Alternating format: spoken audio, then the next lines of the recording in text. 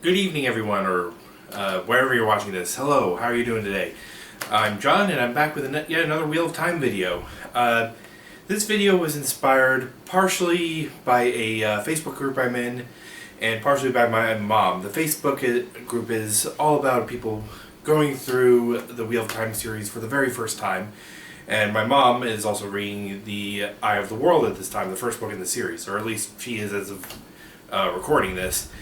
And I know that the series can be very confusing, so I figured I would do a slight bit of a primer for those who have never read the series and want to get into it. Figure this would be a good way of doing that. Please note, I'm not spoiling anything major for the series. I'm just sort of giving background information just to give better context for new readers who may be confused by all the terminology and whatnot. So to start, the Wheel of Time itself is basically a giant seven-spoked wheel that it basically acts as sort of like a loom or something in that it spins out a pattern that constitutes reality.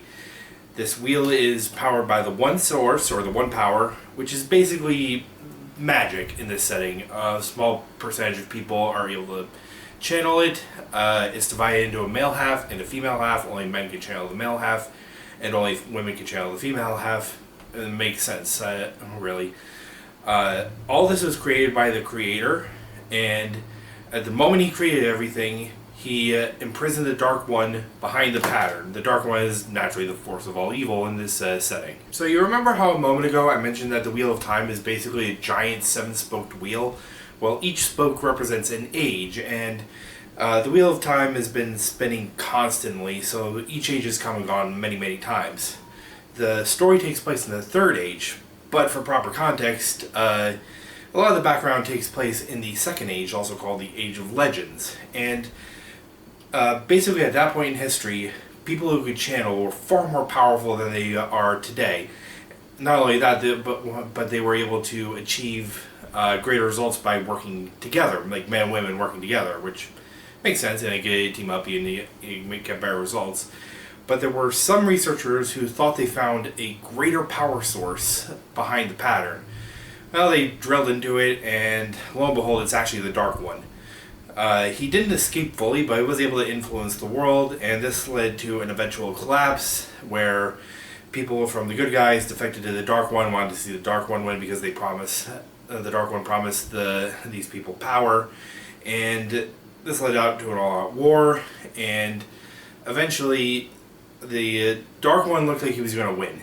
And the guy leading the forces of light, Lews Therin Talman, also called the Dragon, proposed a plan to basically reseal the Dark One back into his prison with a more or less a makeshift cork, if you will.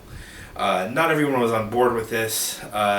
There was another faction that wanted to try something else, but due to some shenanigans, that plan was not able to be fully implemented. They got all the equipment together, but they were not able to get everything in place. At this point, Lews Therin Talman basically takes with him 100 male channelers, plus a bunch of guardsmen and whatnot, to Shaiol Ghal, which is where the Dark One's prison was, for lack of a better term.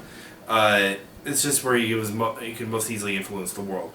They get there and they find that not only is the Dark One there, obviously, but his top 13 generals, also known as the Forsaken, are also there. The Lews Therin Talman and the 100 male channelers do manage to reseal the Dark One in and trap the 13 Forsaken in there. However, the Dark One manages to taint the male half of the one source, which basically means that all male channelers eventually go nuts and die, which is exactly what happened. Like, Lews Therin Talman earned the nickname Kinslayer because he killed everyone who was related to him and everyone he loved. This led to a breaking of the world where male channelers, they went nuts, and they raised mountains, leveled mountains, caused earthquakes, reshaped the land, really. And once the last male channeler died, the breaking of the world ended. That's it.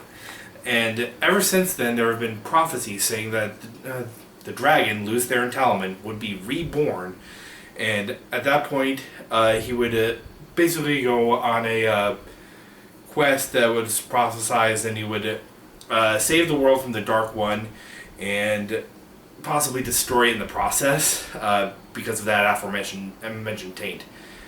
The bulk of the story takes place 3,000 years later in the Third Age, when basically there are three farm boys, basically Rand al'Thor, Perrin Ibera, and Mat Cauthon are all living out in a peaceful village of Emon's Field when a mysterious woman shows up, and her name is Moraine, and she thinks that one of them is the Dragon Reborn. And things just blow up after that, as you can imagine, since we are talking about the reincarnation of the guy who led the Forces of Light the last time. So I know I talked kind of quickly in this video. There's a lot to cover, and like I said, there's a lot to digest and really think about when it comes to the series, but I hope that this little primer has given you a little bit of a backstory into the series, and I hope that if this sounds interesting to you, that you do pick it up. I really recommend it. It is one of my favorite series, and I'm also really looking forward to the TV show, if you can tell by this video or in my previous video. Yeah, that's about it, and I think I will see you next time. Bye.